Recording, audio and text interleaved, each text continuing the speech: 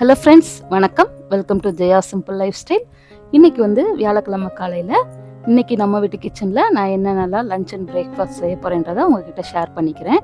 இன்றைக்கி காலையில் எனக்கு ரொம்ப டே லேட்டாக தாங்க ஸ்டார்ட் ஆச்சு. 5 o'clockலாம் எனக்கு முழிப்பு வந்துருச்சு. சரி, இன்னைக்கு லீவு தானே, லீவ் அப்போ எதுக்கு நம்ம இந்நேரம் எழுந்திரிச்சு நம்ம என்ன பண்ண போகிறோம், கொஞ்ச நேரம் தூங்கலாம் அப்படின்னு சொல்லிட்டு தூங்கிட்டேங்க. கடைசியில் கண்ணு முழிச்சு பார்த்தா மணி 7:45 ஆயிடுச்சு.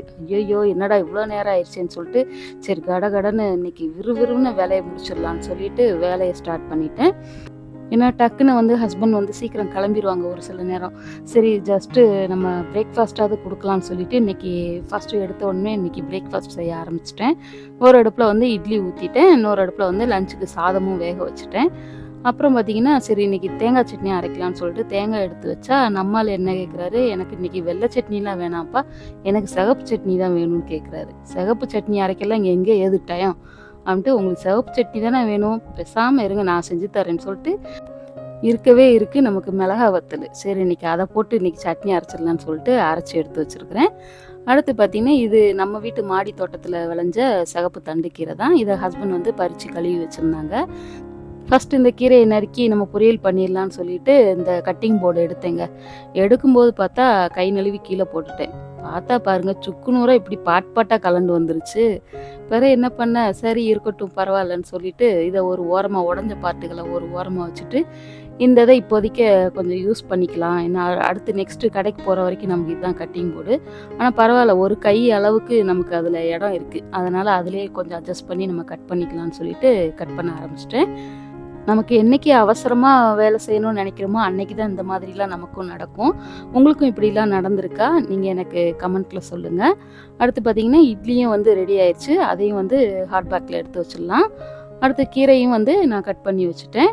சாதமும் வெந்துருச்சு, அதையும் ஒரு பக்கம் வடித்து வச்சுட்டேன். இப்போ டக்குன்னு நம்ம இந்த கீரையை பொரியல் பண்ணிடலாம். ஃபஸ்ட்டு அதுக்கு ஒரு கடாய் வச்சு அதில் வழக்கம் போல் கடுகு, சீரகம், கருவேப்பிலை, வெங்காயம், வத்தல்லாம் போட்டு தாளிச்சிட்டு இந்த கீரையை போட்டு நான் வதக்கிக்கிறேன். நான் ஒரு கையில் வீடியோ எடுத்துக்கிட்டு ஒரு கையில் சமைக்கிறதுனால கொஞ்சம் வீடியோ சேக் ஆகுது. ஸோ எதுவும் தப்பாக எடுத்துக்காதீங்க, கொஞ்சம் அட்ஜஸ்ட் பண்ணிக்கோங்க. அதே மாதிரி நம்ம வீடியோவை நிறைய பேர் சப்ஸ்கிரைப் பண்ணாமல் பார்த்துக்கிட்டு இருக்கீங்க. ப்ளீஸ் சப்ஸ்கிரைப் பண்ணுங்கள், எனக்கு கொஞ்சம் சப்போர்ட் பண்ணுங்கள். அடுத்து இந்த கீரை வேகிறதுக்கு கொஞ்சமாக நான் தண்ணி ஊற்றியிருக்கேன். கீரையை மூடி போட்டு வேக வைக்கக்கூடாது இல்லையா, அதனால் ஓப்பனில் தான் வேக வைக்கிறேன். இந்த கீரை கடாயை இன்னொரு அடுப்பில் மாற்றிட்டு இந்த அடுப்பில் ஒரு பொரியல் செய்யலான்னு சொல்லிட்டு ஒரு பேனை வச்சுட்டு அதில் ஆயில் விட்டுருக்கிறேன். வழக்கம் போல் கடுகு, சீரகம், கருவேப்பிலை போட்டு தாளிச்சுக்கிறேன். கருவேப்பிலை பொரிஞ்சதும் கொஞ்சம் வெங்காயம் போட்டு நல்லா வதக்கிக்கிறேன். இந்த வெங்காயம் ஒரு பக்கம் வதங்கட்டும். இது இன்றைக்கி என்ன பொரியல் நான் பண்ண போகிறேன்னா வெண்டைக்காய் பொரியல் தான் பண்ண போகிறேன் இன்றைக்கி. சைடில் நான் வெண்டைக்காய் எடுத்து வச்சுருக்கிறேன். இந்த வெங்காயம் வதங்கிறதுக்குள்ளே இந்த வெண்டைக்காயை பொடி பொடியாக கட் பண்ணிட்டு வந்துடுறேன். இப்போ வெங்காயம் வதங்கிருச்சு, வெண்டைக்காயும் கட் பண்ணி ரெடியாக இருக்குது. இப்போ வெண்டைக்காயை இந்த பொரியலில் சேர்த்துடலாம்.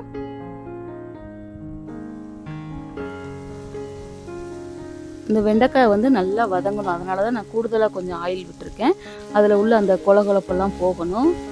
அது போகிற அளவுக்கு நல்லா வதக்கி விட்டுறலாம். எனக்கு சின்ன வயசில் பார்த்திங்கன்னா அந்த வெண்டைக்காயெலாம் அந்த கொலகொலப்பாக இருக்குதுன்னு சொல்லிட்டு எனக்கு இந்த வெண்டைக்காயெலாம் பிடிக்காது, சாப்பிட மாட்டேன். ஆனால் எங்கள் அம்மா வெண்டைக்காய் சாப்பிட்டா கணக்கு வரும்னு சொல்லி சாப்பிட வைப்பாங்க.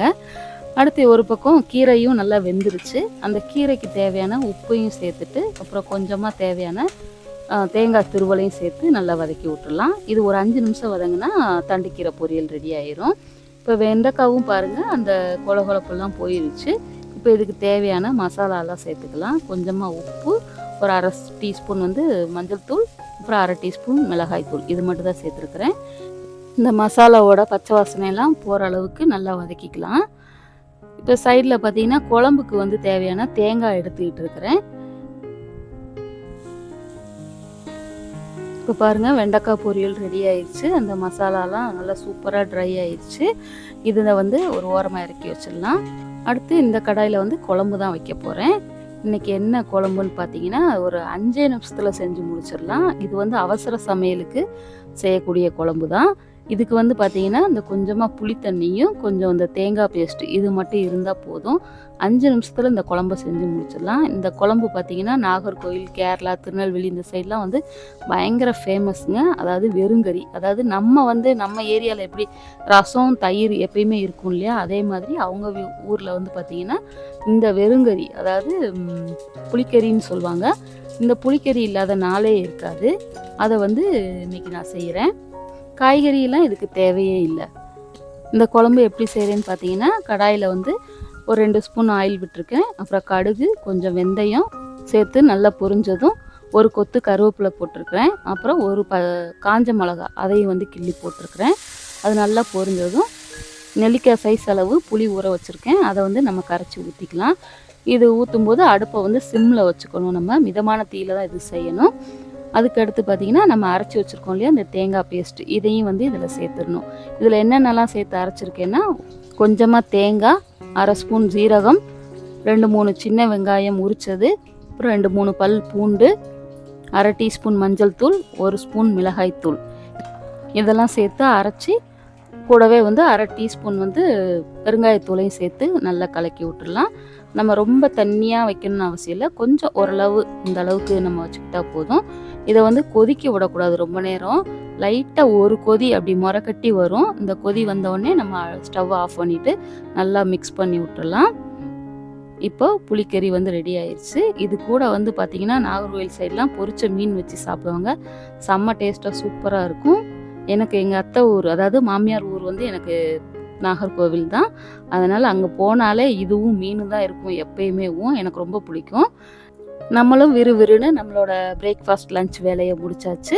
பிரேக்ஃபாஸ்ட்டுக்கு இட்லியும் மிளகாய் வத்தல் போட்டு அரைச்ச தேங்காய் சட்னியும் தான். லஞ்சுக்கு சாதம், புளிக்கறி, வெண்டைக்காய் ஃப்ரை, அடுத்து சிவப்பு தண்டுக்கீரை பொரியல். அவ்வளோதான், இன்னைக்கு சமையல் முடிச்சாச்சு. இந்த வீடியோ பிடிச்சிருந்தா லைக் பண்ணுங்கள், ஷேர் பண்ணுங்கள், மறக்காமல் சப்ஸ்கிரைப் பண்ணுங்கள். தேங்க்யூ ஃபார் வாட்சிங். பாய்.